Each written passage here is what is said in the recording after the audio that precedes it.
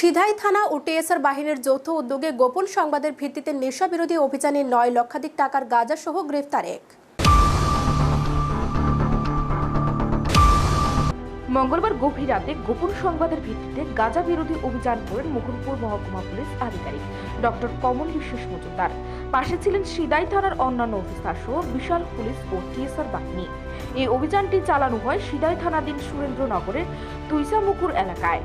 রণবীর দেববর্মা নামে এক ব্যক্তির বাড়ি থেকে পাওয়া যায় ড্রাম ভর্তি প্রায় 117 কেজি গাঁজা, যার বাজার মূল্য প্রায় 9 লক্ষাধিক টাকার উপর হবে বলে জানান এক আধিকারিক। পাশাপাশি আটক করা হয় রণবীর দেববর্মাকে। বুধবার সিধাই থানার এনডিপিএস অ্যাক্টে একটি মামলা নথিভুক্ত করা হয়েছে। সংবাদ মাধ্যমের মুখোমুখি জানালেন সিধাই থানার sub inspector N T Alam.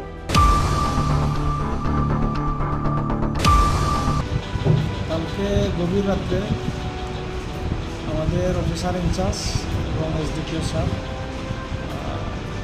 Red করা হয়েছে।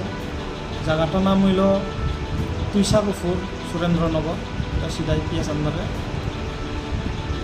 রণবীর দেববর্মার বাড়িতে গিয়া গাঞ্জা পাওয়া গেছে 117 কেজি গাঁজা। বাজার মূল্য কত টাকা হবে? মূল্য 9 lakhs অ্যাপ্রক্স। রাজ্যকে নেশামুক্ত রাখতে এই ধরনের অভিযান আগামী দিনেও জারি থাকবে বলে জানান এক আধিকারিক। তদন্ত চালিয়ে এর পেছনে মূল অভিযুক্তকে শীঘ্রই গ্রেফতার করা হবে বলে জানান তিনি। নিজস্ব প্রতিনিধি রিপোর্ট, এশিয়ান টাইমস।